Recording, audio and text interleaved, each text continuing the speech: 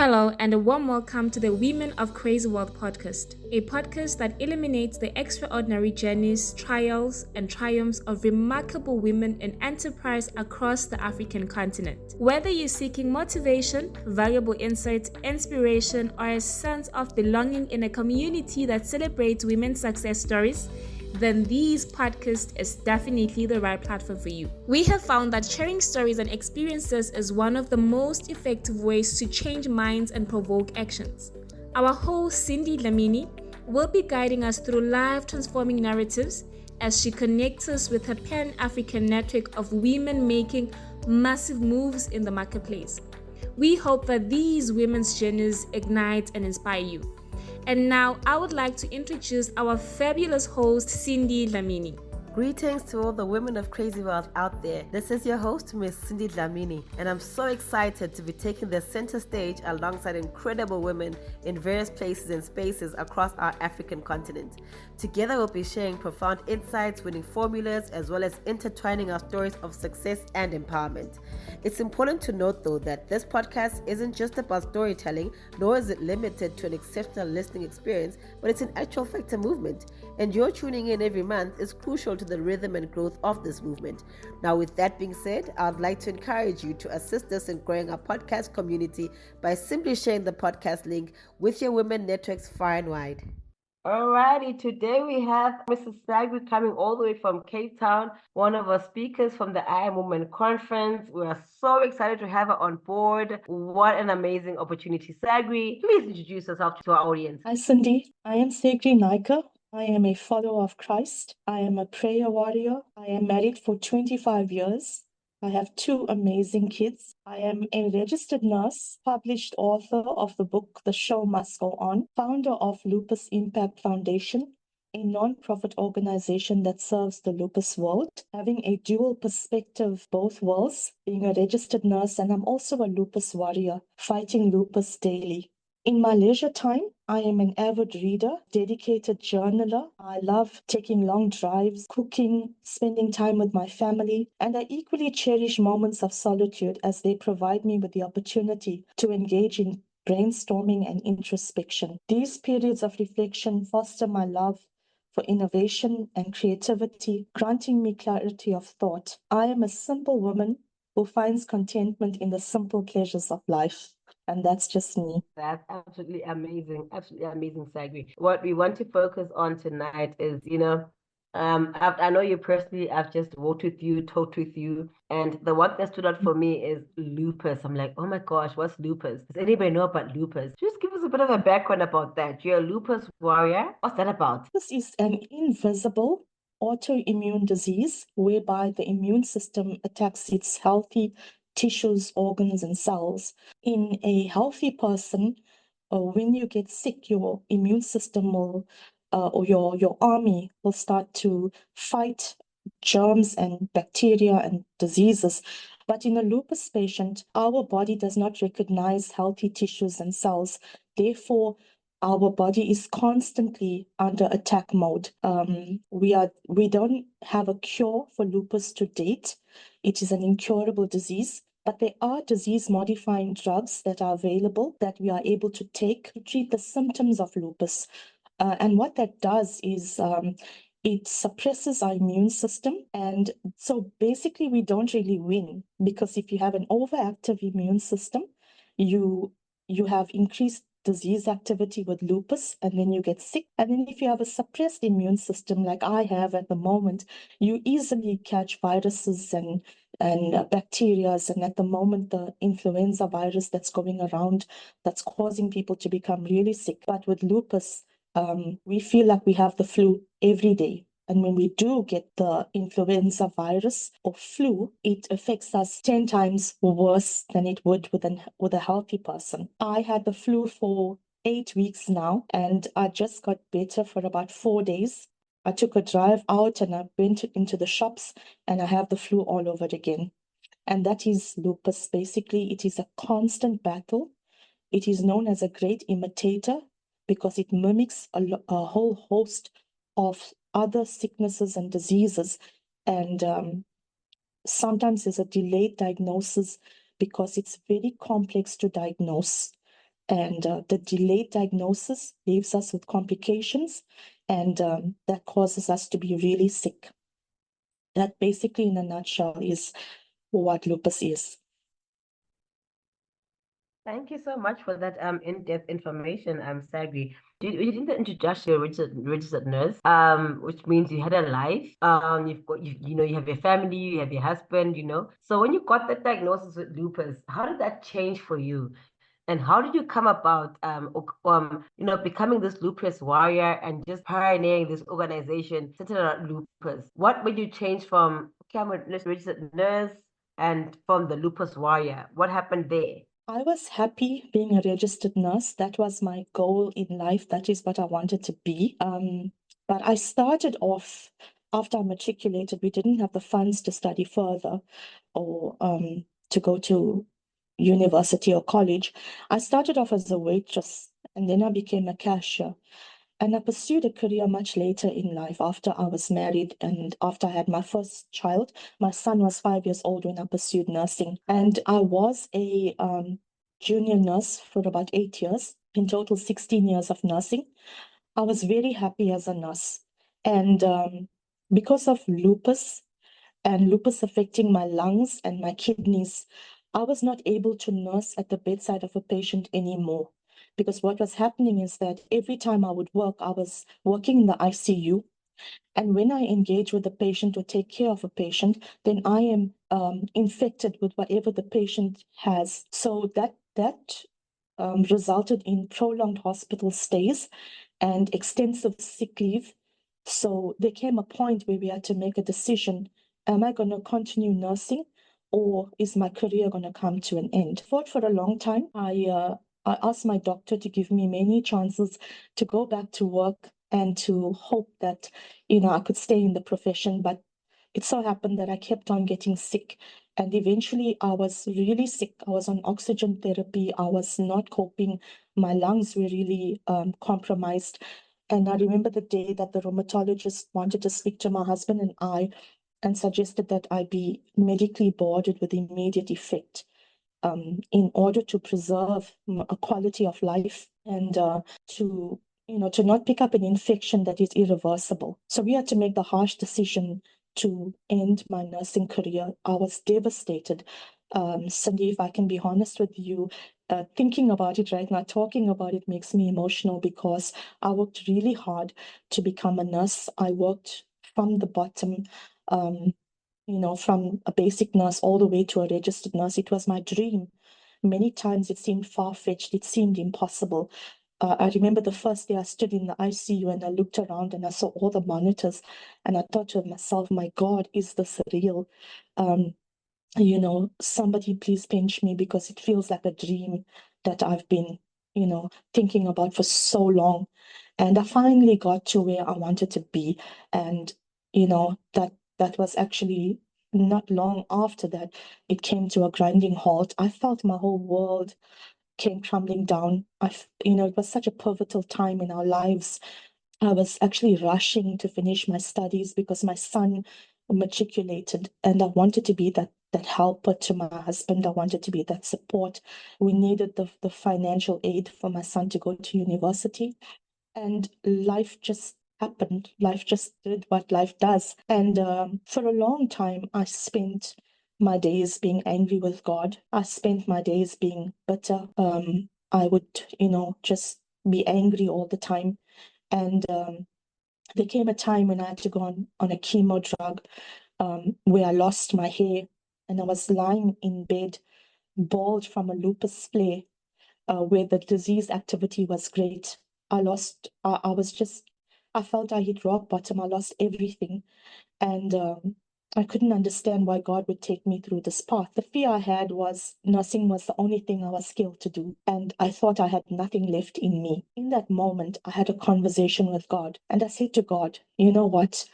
If you're not going to kill me, and if I'm still alive, surely there's something you want to do with me. And I really didn't have anything at that time. I didn't have resources or anything. And lying in bed having this conversation with God. And I turned to my bedside, and what I did have, Cindy, was a pen, a page, and a sound mind. I'm a very strong-willed woman, and no matter what I look like physically, mentally, I'm very strong and I have audacious faith in God. So I thought of motivational talks that I would listen to, and people would often say, "But you might not have the resources to start to take the next step, but start with what you have." And that is what I had at my disposal. I started to write down. I felt in that moment God gave me a mandate to share my story. Being a registered nurse diagnosed with lupus, I didn't fully understand what lupus was. I just had a basic idea of what it was. So I started to journal dates and events as they unfolded from the time of my medical boarding, when I started to get sick and doctors were misdiagnosing me with depression and anxiety. Um, and I thought, you know what? My sister actually came to visit me one day and she said, you know what? This could actually be a book. And I thought to myself, you know what? I actually think I need to write a book that will help other lupus warriors to not be as lost as I was, to not be so overwhelmed the way I was, and to share my story, as painful and as deep and personal as it was. I felt God put a mandate in me to share my story. And that is how I became an author. I didn't have the resources. And I remember I continued writing into COVID. And, the whole world came to a grinding halt in COVID. And I remember the publishers called me and they said that they're offering a discount for publications. And I thought, wow, this is my opportunity. You know, um, this is God making a way for me in a time like that. Something good came out of it for me, and I took the offer and I started to pay for my book to be published over 3 terms, and I managed to pay that off. It was a difficult journey, but and I'm not tech savvy, so I was writing with also have rheumatoid arthritis, so I was struggling with my hands, but I kept writing. And I felt like something was unfolding, like God was, he had a story to tell through me. So I'm just a delivery girl, nothing special. I was just going through something with the help of God. And that is what led me years later. I hesitated after publishing the book, but after I published the book, I was on many speaking platforms. I started to go into hospitals. I started to go and do talks, meet other lupus warriors, and I started to see the deep, um, desperate need of lupus patients, that they would suffer in silence and be afraid to advocate for themselves, having the fear of not being believed because we don't look sick. That is what fueled my passion to start a non-profit organization for lupus warriors. Hence, we now have the Lupus Impact Foundation. Oh my gosh, Sagree, that is just such a power-packed testimony, power-packed information.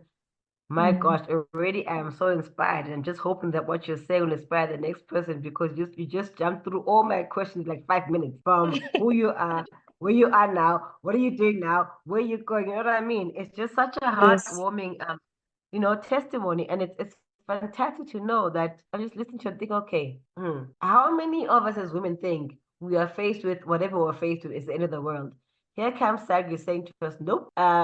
I got this diagnosis. Yes, I was a bit sad, picked myself up, and I wrote a whole book about it. Let's talk about The Show Must Go On. What's that about? Oh, The Show Must Go On is a book that chronicles my journey with lupus and rheumatoid arthritis. It talks about the struggle I had in finding a definite diagnosis. It is very real, it's very raw and authentic. I didn't want to take away anything from the story because I wanted to connect with other lupus warriors. There's nothing pretty or cute about the story. There was a lot of pain, there was a lot of suffering, a lot of affliction. But, at the end of the day, there came a time when I had to find a title to the book. The Show Must Go On was such a fitting title. As cliche as it sounds, I hesitated for a while with that title and I thought, no, it's too cliche. But then when I really got down to thinking about it, I thought, isn't that what we are all doing every day, Cindy? As women, we are all showing up for life. We don't have it all together. I know we get up every day, we put our makeup on, we put our best clothes on, we get into the car, we practice our smile. we nod our heads when we're asked how we're doing, because it's much easier than explaining what we're really going through. And I thought, you know what, that is exactly my life. And that is exactly the legacy I want to leave. I don't just want to leave a book. I want to leave a legacy that I've actually lived. The show must go on is what I do every day. It's what Sagree Naicker does every day. People look at me and they wonder, how do you survive lupus? How do you survive? How do you, juggle all the responsibilities of being a mom, a wife, a sister, a daughter, a friend? How do you do it? Cindy, there is just, if I can be honest, I am nothing without God. If anything, I found out in my stories that aside from God, I can do nothing. The old Sagree used to depend on my own strength and used to make my own plans until I got to that place where I had to really make a decision. God, if you had to strip me of everything I have, because we love the material aspect of life. We love to gain wealth, and that is fine. There's nothing wrong with that, but that shouldn't be our ultimate goal in life. The show must go on. While writing this book taught me a lot. It taught me, as I was writing, I felt God speaking to me to understand that I need to make God my first priority. I need to be rooted in my faith and grounded in my faith. I have been a Christian most of my life, but I was the kind of woman who was so busy in life. I was busy in nursing. I would say a prayer on my way to work. I would say a universal prayer. And I thought, you know what? The work I did justified the life I lived. It justified me saying a prayer on my way to work. Because I mean, God, why wouldn't that suffice? Because I lead a busy life. I am going every day to help people. So how can that be something wrong? And I never thought to give God first place in my life until the rug was pulled out from underneath my feet and I was lying on my back, staring at the ceiling. And the only person I could speak to was God. Because when I've learned one thing in life, Cindy, is that when our life or our world stops, the world goes on. Everyone was going about their business. As much as they loved me, as much as they care about me, I have a loving family and they really support me. They really stand with me. And they go through the motions with me. And I appreciate them. But some mornings I would wake up and everyone's gone, and I'm there in the silence, and I'm thinking, God, what changed? I miss my life. I want my life back, not realizing for 1 minute that God had all of these hidden potential inside of me. That now I can look back in retrospect while writing the book. I could look back in retrospect and say, God, I appreciate so many of the things I took for granted. And so in writing this book, I felt God speaking to me. My prayer, Cindy, is that when people read this book, it will not lead them to think how great I am, but it will lead them to think how great the God that lives inside of me is. And I'm still a work in progress. I'm still under construction. I'm learning every day. And this book, I believe, was written for a greater purpose than myself. It's really a testament of faith in God and living beyond lupus. Basically, transforming adversity into advocacy. Wow. Very good touching points. I'm busy noting down some points as you're speaking. I'm thinking, what a powerhouse. What a Mm. powerhouse against all odds. Yes, she is. Inspiring, igniting, just being every day, all the time, everywhere. So let me ask you one question, Sagu. As you're just speaking now, I get that, God is your inspiration. And I'm just thinking to myself, this woman sounds like a woman of legacy. It sounds like you really thought, what happens, after Sagri's gone? What's the legacy? What do you want to leave behind? What do you want to be known for the most? If I think of Sagri, what must I think of? I don't know if that question makes any sense, but I'm just thinking, I'm hearing you thinking, okay, you're really thinking legacy. You're really thinking, Yes. what happens beyond me? Life is beyond me. My life is in the hands of God. So what's the legacy you would like to leave behind, if anything? The legacy I want to leave behind, Cindy, is to be remembered for showing up for life. As I mentioned before, having a book that says the show must go on is nice, but have I lived that out? Have I really lived beyond lupus? What was the greater cause that I lived for? And I'm a person who's able to love beyond culture, beyond creed, beyond nationality, beyond races. I'm just able to love people, and I'm able to love people like they was. I'm able to embrace people. Even now, I have a daily battle on my hands. I have a daily fight on my hands. I'm a lupus warrior as well. But on a daily basis, I would get lupus warriors calling me for some courage. And oftentimes I'm not in the best of space myself, but even in that moment, I'm able to offer encouragement to somebody. I'm able to say, you know what, I have bad days too. I cry too. But the difference is that I don't stay there. I show up for life. And you know what? Show up every day. Make the best of whatever you have, whatever that works, make it work for you and live your best life every day. Never get up on a single day and think that I've wasted the day. And I often tell the lupus warriors as well, even when you're taking a break, there's nothing wrong with that because you want to recover, you want to be your best self for everyone around you. And that's what I want to be remembered for, Cindy. Just that I showed up for life and I lived out the title of my book every day. Once again, very phenomenal information. And my question to you is, Sagree, now I'm listening to this podcast interview and I'm just so inspired by you. And I just want to get in touch with you. I want to know more about what you do. I want to know more about your organization. Where do I find you? How do I get a hold of you? How do I get more of that inspiration from you on a day-to-day basis? Are you on social media? Do you have a website? Where do I find you if I want to know more about what you do and get more of the inspiration from you? Please share about that. I have a website, www.lupusimpactfoundation.com. They can also get my book on that website. I'm on Instagram, TikTok, LinkedIn, my Facebook page on Lupus Impact Foundation. I also have a YouTube channel that educates warriors on lupus, on living with lupus, at Sagree Naicker.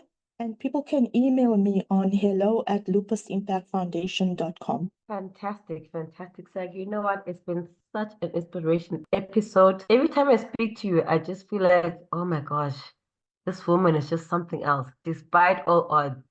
We take advantage of, being functional every day, excuse my pun, being functional every day. I've got 10 toes, 10 fingers. I'm not sick every day. I'm just this and that. And here you are, against all odds. You're even showing up right now for this podcast interview. So if you were able to just say one thing to yourself, 20 years ago, what would that be? To any young lady now going through lupus, like, what would you have to share now to say, you know what would your message be to them? The advice I would offer to my 20-year-old self is to dream ambitiously and to never be afraid of aiming high. Often I felt growing up constrained to my background or my beginnings, believing that we are unworthy of greater achievements. And what we often do is we limit ourselves and we box ourselves into this thought process that we can only go this far and we can only reach that high. How dare we dream big? Um, if we can think about where we come from, the limited resources that we have, how dare we dream that big? And when I look back on my life now, Cindy, I just want to mention that recently I visited the Logos ship. It's actually it's called the Logos Hope. It's the world's largest floating book fair in the world. And I remembered visiting the Logos Hope as a young girl. I could never have envisioned that decades later, my book would be featured there. So my book is currently on the Logos Hope, the world's largest floating book fair, floating across the world.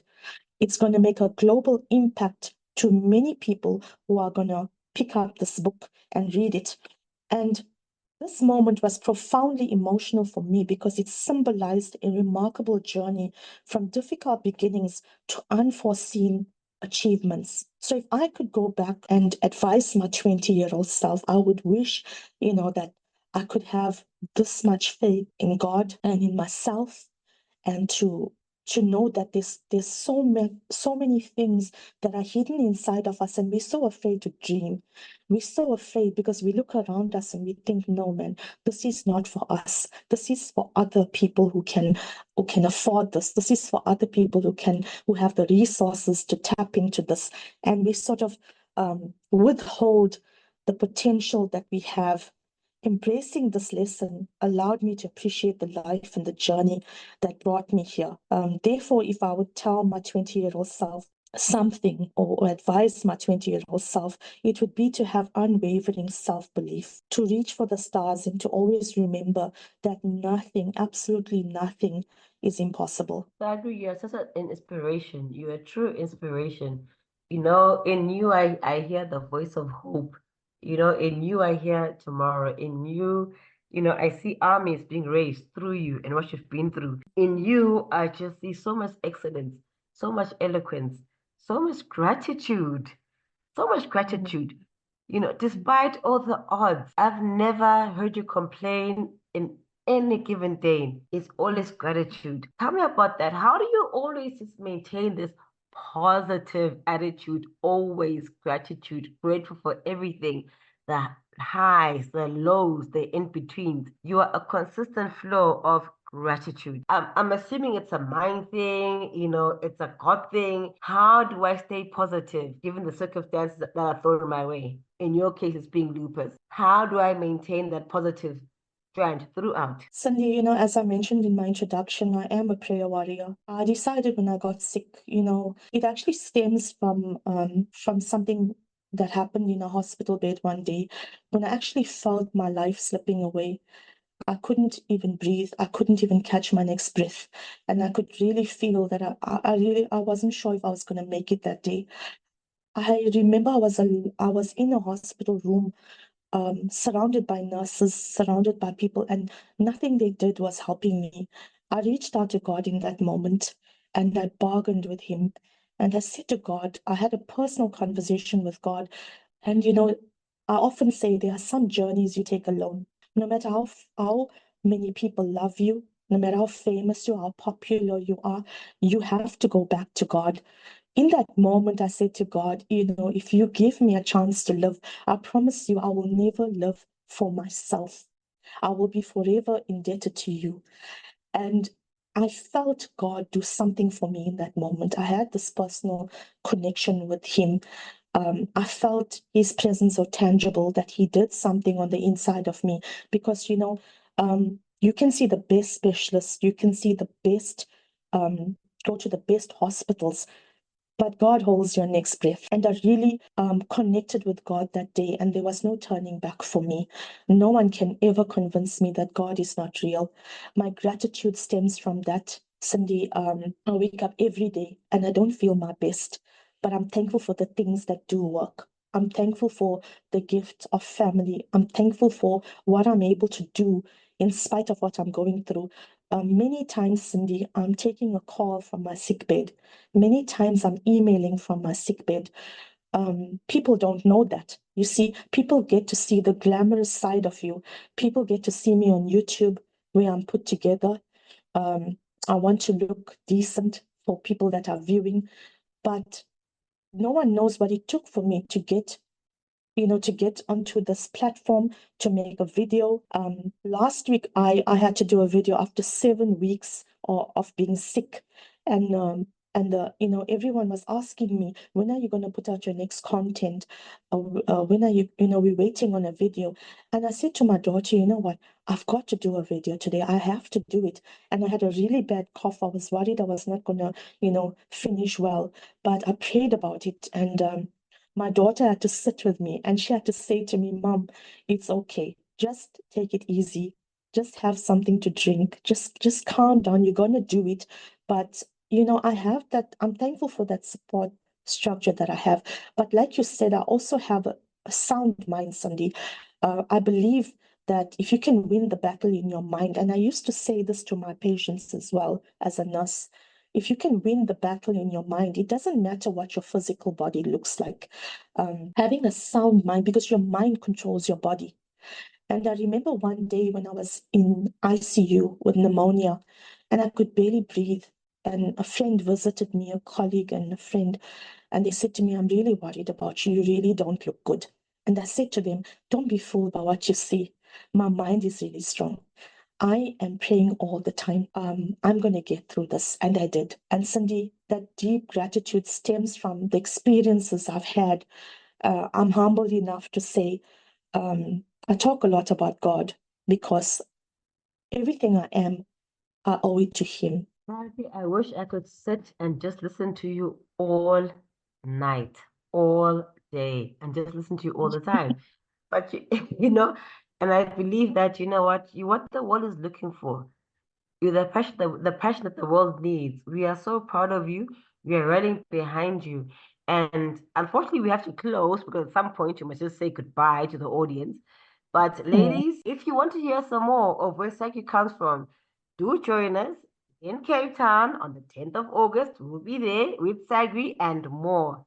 So Sagree, our wish from you, from WCW, my dear, is in fact, not our wish. We are inspired, we are encouraged, we are so blessed to even know you. And we're just hoping that the good Lord keeps you. You know, may His face shine upon you. You know, may His goodness and mercy follow you all the days of your life. You're doing so well. We're proud of you, Sagree. Thank you, thank you, thank you so much for your time. Thank you, thank you, thank you for engaging us. And thank you for inspiring our audience. And just one more time in 30 seconds, Sagree, if you can, tell our audience where we find you one more time, just to wrap it up, if you can. Okay, you can go to my website on www.lupusimpactfoundation.com. I'm on Instagram, TikTok, LinkedIn, my Facebook page, Lupus Impact Foundation, my YouTube channel at Sagree Naicker. You may email me at hello@lupusimpactfoundation.com. Sagree, thank you so much for your time. Thank you so much for your story. Thank you so much for your boldness. We look forward to seeing you live in Cape Town on the 10th of August. We will be there. I know you will be there, and our audience will also be there. We are so inspired. This is just the introduction. More to follow. Sagree, thank you so much. Thank you so much for this opportunity. Thank you to the listeners. I can't wait to see you at the Women of Crazy World Conference in Cape Town. It's going to be exciting. Thank you for tuning in to this month's episode of the Women of Crazy World podcast. Remember to share the link to your women's network on your social media platforms. And because we absolutely love to hear from you, do drop us a comment in the comment section below on how this episode has inspired you. Looking forward to learning and growing with you once again. So do join us next month at 3 p.m. for yet another live transformational episode. For now, it's goodbye from us.